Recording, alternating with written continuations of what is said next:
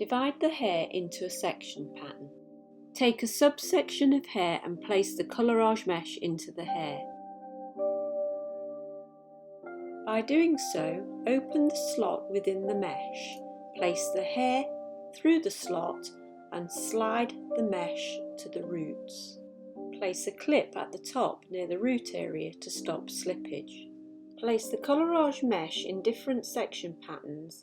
This will determine a different overall look. Apply the bleach liberally from root to tip. Ensure the hair is fully saturated without any demarcation lines. Keep in mind the rules of colouring. For extra long hair, place the Colorage extender mesh under the hair and on top of Colorage mesh.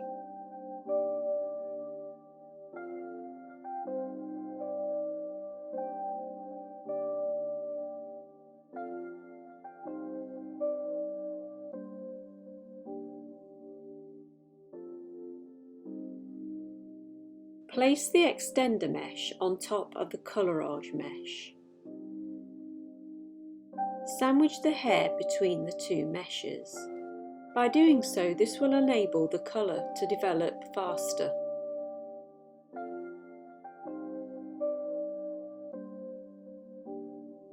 Tone for desired shade.